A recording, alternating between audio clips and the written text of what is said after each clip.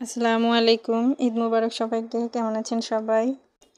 আশা করি সবাই খুব ভালো আছেন। আলহামদুলিল্লাহ আমিও ভালো আছি। চলে আসলাম আমার ঈদের দিনের ব্লগ নিয়ে। যদিও ঈদ চলে গেছে কিন্তু তাতে কি, আমি ঈদের দিন কিভাবে কাটালাম, কি রান্না করলাম সেটা না হয় আপনাদের সাথে শেয়ার করলাম। তো আমার আজকের ভিডিওটি যদি আপনাদের ভালো লাগে থাকে তাহলে প্লিজ আমার চ্যানেলটিকে সাবস্ক্রাইব করে দিবেন আর পাশে থাকা বেল বাটনটিতে ক্লিক করে রাখবেন। আর আপনি যদি আমার ফেসবুক থেকে ভিডিওটি দেখে থাকেন তাহলে আমার পেজটিকে ফলো দিয়ে রাখবেন। তো কুরবানির ঈদ উপলক্ষে আমি আজকে নবাবী সেমাই, দুধ সেমাই আর নুডলস রান্না করেছিলাম শুধু সকালের জন্য। সকালে হালকা পাতলাই রান্না করা হয়েছে, এগুলোই খাওয়া হবে। আর ভারী খাবারটা সবাই দুপুরের পরে খাবে, কুরবানির পরে, যেহেতু তখন কুরবানির মাংস আসবে। তো প্রতি ঈদে সকাল সকাল আমার ঘুম থেকেই ওঠা হয়, এবারও তার ব্যতিক্রম কিছুই নয়। সকালে ঘুম থেকে উঠে আমি রান্নাবান্না সব করে নিয়েছি। এখন এগুলো সব খেয়ে নেওয়া হবে। তো আমি কি রান্না করলাম, কি করলাম সেই রেসিপিগুলো আপনাদের সাথে শেয়ার করব। তো পুরো ভিডিওটি দেখবেন স্কিপ না করে। তো চলুন আমার আজকে রান্নাবান্নাগুলো শেয়ার করা যাক। তো এখানে দেখতে পাচ্ছেন আমি কিছু বাদাম ভেজে নিয়েছি। এখানে আমি কাঠবাদাম, পেস্তা বাদাম আর কিশমিশ ভাজবো, ঘি দিয়ে ভাজবো। এতে বাদামগুলোর ঘ্রাণ সুন্দর হবে আর খেতেও খুব সুস্বাদু হবে। বাদামগুলো আমি অল্প আঁচে বাদামি করে ভেজে নিলাম। বাদামগুলো ভাজার পর বাদামগুলো আমি ভেজে নিয়ে তুলে নিলাম। আর ওই একই ঘিয়ের মধ্যে আমি সেমাই ভাজবো। এখানে আমি লাচ্ছা সেমাই নিয়েছি 200 গ্রামের প্যাকেট, একটা প্যাকেট নিয়েছি। সেমাইগুলো ভালো করে ভেজে নিয়ে আমি এতে চিনি দিয়েছিলাম, চিনিটা স্কিপ হয়ে গেছে, সেজন্য আমি দুঃখিত। চিনিগুলো আমি সেমাইয়ের সাথে ভালো করে মিশিয়ে নিয়েছি। আস্তে আস্তে আঁচ দিয়ে চিনিটাকে সেমাইয়ের সাথে মিশিয়ে নেওয়ার পর গুঁড়ো দুধ দিয়ে দিলাম। গুঁড়ো দুধ দিয়ে আমি চুলার আগুনটা অফ করে দিয়েছিলাম। অফ করে দিয়ে গুঁড়ো দুধটা সেমাইয়ের সাথে মিশিয়ে নিয়েছি। মিশিয়ে নিয়ে আমি এটাকে নামিয়ে নিয়েছি। নামিয়ে নেওয়ার পর আমি ভেতরে ক্রিমটা রেডি করব।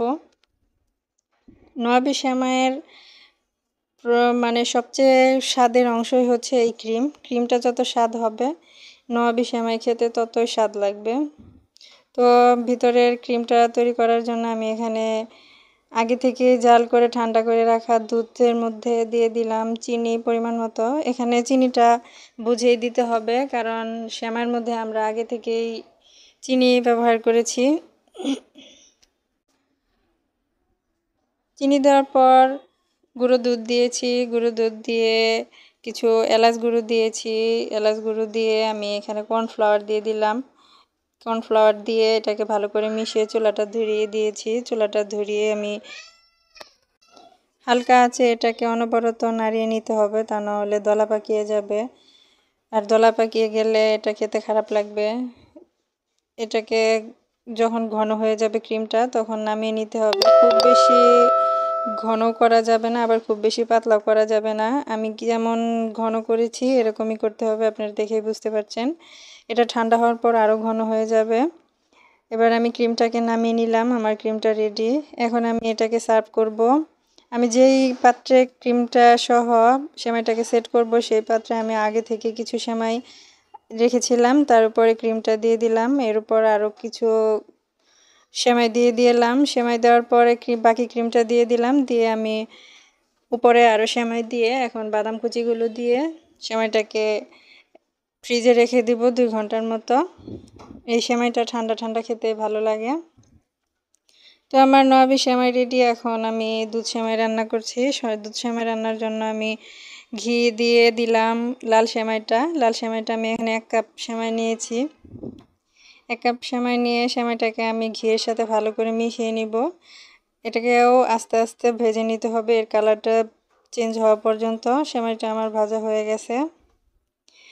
এরপর আমি দুধটা রেডি করব। দুধটার মধ্যে এখানে আমি 1 লিটার দুধ নিয়েছি। দুধের মধ্যে দিয়ে দিলাম চিনি, পরিমাণ মতো লবণ, 2টো দারচিনি, 2টো এলাচ দিয়ে কিছুক্ষণ নাড়িয়ে মিশিয়ে নিব। চিনিটা গলে যাওয়ার পর যখন দুধে বলক চলে আসবে দিয়ে দিলাম আমি ভেজে রাখা সেই সেমাইটা দিয়ে আমি কিছু বাদাম কুচিও দিয়ে দিয়েছি। বাদাম কুচি দিয়ে এবার এটাকে আমি রান্না করে নিলাম। সেমাইটা আমার সিদ্ধ হয়ে গেছে আর দেখতে পাচ্ছেন কি সুন্দর হয়েছে, মাখো মাখো হয়েছে। তো এবার আমি নামিয়ে নিলাম। এখন আমি নুডলস রান্না করব আমার বাচ্চাদের জন্য। সব বাচ্চারাই নুডলস খেতে খুব পছন্দ করে। তো নুডলস রান্নার পুরো ভিডিওটা শেয়ার করতে পারলাম না, যেহেতু খুব ঈদের দিন তারা থাকে। তো নুডলস রান্নার জন্য আমি আগে নুডলসটা সিদ্ধ করে নিয়েছি। তারপরে আমি কড়াইয়ে কিছু তেল দিয়ে পেঁয়াজ কুচি, মরিচ কুচি আর গাজর কুচি দিয়ে কিছুক্ষণ ভেজে নিয়েছি। তারপর 3টা ডিম দিয়ে দিয়েছি। আর গাজর কুচি, পেঁয়াজ কুচির মধ্যে আমি একটু লবণ দিয়েছিলাম। এরপর ডিমটাকে মিশিয়ে আমি এখানে দিয়ে দিয়েছি 1 চামচ সয়া সস আর 3 চামচ টমেটো সস। চেষ্টা করবেন সয়া সস আর টমেটো সসটা দিতে, এতে কিন্তু নুডলসের স্বাদটা বেড়ে যায়। তারপরে আমি এটাকে ভালো করে মিশিয়ে নিয়ে নুডলসটা দিয়ে দিলাম। আর নুডলসটা সিদ্ধর পরে আমি কিন্তু সেখানে সয়াবিন তেল দিয়ে আর লবণ, নুডলসের মশলা দিয়ে মাখিয়ে রেখেছিলাম। তো ওটাই দিয়ে দিলাম, দিয়ে তো কিছুক্ষণ নাড়িয়ে নিলাম। আমার রান্নাটা শেষ। এবার এটাকে খাওয়া দাওয়া শেষে সবাই নামাজে চলে গেছে। এরপর আমি দুপুরের রান্নাবান্না বসাবো। দুপুরের রান্নাটা করার পর সবাই মিলে দুপুরে খাওয়া দাওয়া হবে। তো এদিকে আমি দুপুরের রান্নার জন্য চলে আসলাম। এখানে আমি মুরগির মাংস ম্যারিনেট করে রেখেছি টক দই আর লবণ দিয়ে। আমি কোরমা রান্না করব। আর এখানে পোলাওয়ের চাল নিয়েছি 2 কেজি। পোলাওয়ের চালটা আমি ধুয়ে পানি ঝরিয়ে রেখেছি। তো রান্না বসিয়ে দিলাম কোরমা রান্নার আপনারা দেখতে পাচ্ছেন তেলটা, এখানে কিন্তু আমি পেঁয়াজের বেরেস্তা করেছিলাম। ওই বেরেস্তার তেলে আমি কোরমাটা রান্না করব। কোরমাটা রান্নার জন্য আমি তেলের মধ্যে দিয়ে দিলাম গরম মশলা, পেঁয়াজ কুচি দিয়ে কিছুক্ষণ ভেজে নিলাম। এটাকে অল্প একটু পেঁয়াজটাকে ভাজলেই হবে, ব্রাউন করার দরকার নেই। তারপর ভেজে নেওয়ার পর আমি দিয়ে দিলাম পেঁয়াজ বাটা, রসুন বাটা, আদা বাটা দিয়ে কিছুক্ষণ ভেজে কাঁচা গন্ধ চলে গেলে আমি দিয়ে দিলাম কাজু বাদাম বাটা। কাজু বাদাম আমি এখানে 15-16টির মতো কাজু বাদাম নিয়েছিলাম, ভিজিয়ে রেখে এটাকে ব্লেন্ড করে নিয়েছি। কাজু বাদামটাকে মিশিয়ে নেওয়ার পর আমি এখানে টক দই দিয়ে দিলাম। টক দইটাকে আমি আগে ভালো করে ফেটিয়ে নিয়েছি, তা না হলে এটা এমনি দিয়ে দিলে মশলার মধ্যে এটা ছানা কেটে যাবে, এতে কিন্তু খেতে ভালো লাগবে না। তো টক দইটা দেওয়ার পর কিছুক্ষণ অনবরত নাড়িয়ে নিতে হবে। নাড়িয়ে নিয়ে আমি মিশিয়ে নিলাম, নিয়ে কিছু পানি দিয়েছিলাম, দিয়ে আবারও কিছুক্ষণ কষিয়ে নেওয়ার পর এখন দিয়ে দিব গুঁড়ো মশলাগুলো। গুঁড়ো মশলার মধ্যে আমি দিলাম 1 চামচ মরিচ গুঁড়ো, লবণ, 1 চামচ ধনিয়া গুঁড়ো, 1 চামচ জিরার গুঁড়ো আর অল্প একটু গরম মশলা দিয়েছি। দিয়ে এবার এটাকে কিছুক্ষণ ভেজে নিব। কোরমা রান্নার ক্ষেত্রে মশলা কষানোটা কিন্তু খুবই গুরুত্বপূর্ণ। মশলাটাকে আপনি যত ভালো করে কষাবেন কোরমাটা কিন্তু খেতে ততই স্বাদ হবে। তো আমি মশলাটা একটু ভেজে নিয়ে পানি দিয়েছিলাম। পানি দেওয়ার পর মশলাটা দেখুন আমার কি সুন্দর কষে এসেছে। মশলা থেকে কেমন তেল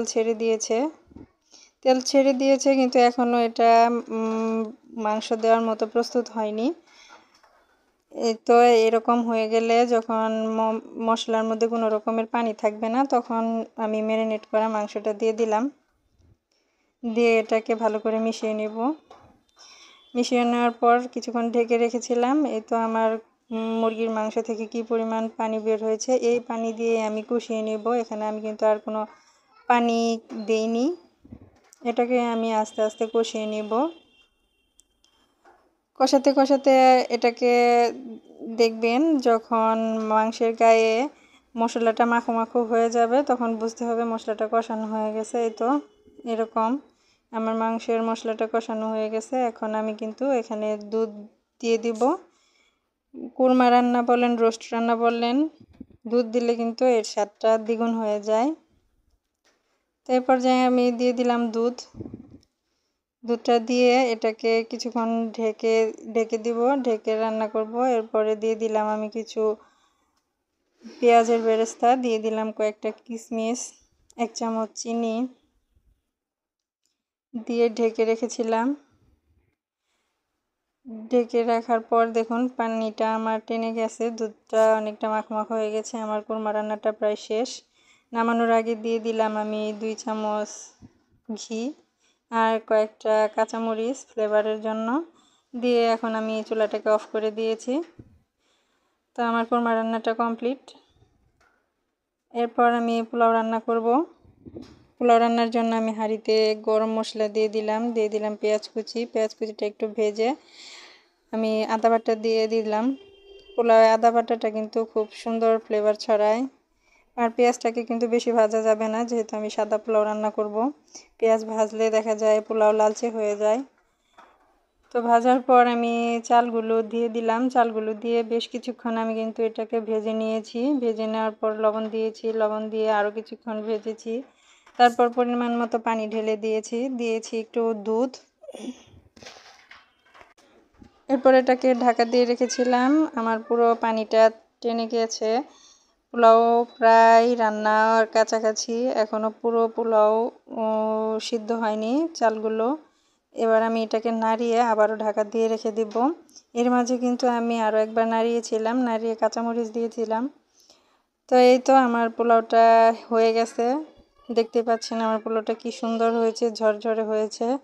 একটা পোলাও আরেকটা পোলাওয়ের সাথে লেগে যাচ্ছে না, দলা পাকিয়ে যাচ্ছে না। খুব সুন্দর হয়েছে পোলাওটা। আর এদিকে দেখতে পাচ্ছেন কোরবানির মাংস চলে আসছে। মাংসটা আসতে অনেকটা দেরি হয়ে গেছে। আমি এখানে কিন্তু প্রায় বিকেলের দিকে মাংসটা রান্না করেছি। এখানে আমি 6 কেজি 500 গ্রামের মতো মাংস নিয়েছি। খুব তাড়াতাড়ির জন্য মাংস পিসগুলো কাটা হয়নি, কারণ এখানে অনেকগুলো মাংস, এগুলো কাটতে কাটতে আরও অনেক দেরি হয়ে যাবে। সবাই খুব ক্ষুধার্ত ছিল, তো যার জন্য রান্নাটা খুব তাড়াতাড়ি করে নিলাম। মাংসের পিসগুলো আপনারা দেখেই বুঝতে পারছেন। তো এই জন্য মাংসটা আমি ধুয়ে পরিষ্কার করে রেখেছিলাম। তারপরে এখন আমি রান্না বসিয়ে দিলাম। রান্না বসিয়ে দিয়ে আমি হাঁড়িতে দিয়ে দিলাম তেল, পেঁয়াজ কুচি, গরম মশলা। পেঁয়াজ কুচিটা একটু ব্রাউন হয়ে গেলে আমি দিয়ে দিলাম পেঁয়াজ বাটা, রসুন বাটা। পেঁয়াজ বাটাটা আমি এখানে একটু বেশি ব্যবহার করেছি, যেহেতু এখানে অনেকগুলো মাংস। দিয়ে দিলাম পরিমাণ মতো আদা বাটা দিয়ে এটাকে আরও কিছুক্ষণ ভাজবো। মশলাটার কাঁচা গন্ধ চলে গেলে দিয়ে দিব একটু পানি। তো পানিটা দিয়ে দিলাম। পানিটা দিয়ে এখন আমি একে একে সব গুঁড়ো মশলা দিয়ে দিব। গুঁড়ো মশলার মধ্যে আমি এখানে 2 চামচ হলুদ গুঁড়ো দিয়ে দিলাম, 5 চামচ দিয়ে দিলাম মরিচের গুঁড়া একটু বেশি দিলাম, তার কারণ আমরা একটু ঝাল খেতেই পছন্দ করি। গরুর মাংস একটু ঝাল ঝাল না হলে ভালো লাগে না। তারপরে দিয়ে দিলাম 3 চামচ ধনিয়া গুঁড়ো, দিয়ে আরও একটু পানি দিয়ে মশলাটাকে আমি কষিয়ে নিব। 1 মুঠ পরিমাণ লবণও দিয়ে দিলাম। এবার মশলাটাকে ভালো করে কষিয়ে নিলাম। দেখতে পাচ্ছেন আমার মশলা থেকে তেল বের হয়ে গেছে, তার মানে মশলাটা রেডি। এখন আমি সব মাংস দিয়ে দিব। মাংসগুলো দিয়ে কিছুক্ষণ আমি ঢেকে রেখেছিলাম। এরপর দেখুন আমি এখানে কয়েকটা কিশমিশ দিয়ে দিলাম, আর দিয়ে দিলাম জিরা গুঁড়ো কিন্তু আমি তখন ব্যবহার করিনি, এখন দিয়ে দিলাম। 3 চামচ জিরা গুঁড়ো দিয়েছি, আর 2 চামচ দিয়ে দিয়েছি স্পেশাল গরুর গরম মশলা দেওয়ার পরে এটাকে আরও কিছুক্ষণ মিশিয়ে নেব। মিশিয়ে নিয়ে ঢেকে দিব। ঢেকে এটাকে অনেকক্ষণ রান্না করব। এতে এই মাংস থেকে পানি বের হবে। এমনিতেও বেশ কিছু পানি বের হয়ে গেছে, দেখতে পাচ্ছেন। এটাকে ঢাকা রেখে দিলে আরও বেশি পানি বের হবে। এই তো দেখুন মাংস থেকে কতটুকু পানি বেরিয়েছে। এই পানিতেই মাংসটা সেদ্ধ হবে। আমি আর বাড়তি কোনো পানি বা জল দেব না। আমার মাংসটা সেদ্ধ হয়ে গেছে, দেখতে পাচ্ছেন কি সুন্দর কালার এসেছে মাংসটার। মাংসটার সেদ্ধ হতে হতে অনেকটা সময় লেগেছে, অনেকটা দেরিও হয়ে গেছে। এই দেখুন মাংসের কালারটা আর গ্রেভিটা দেখুন কি সুন্দর হয়েছে। খেতেও কিন্তু অসাধারণ ছিল মাংসটা।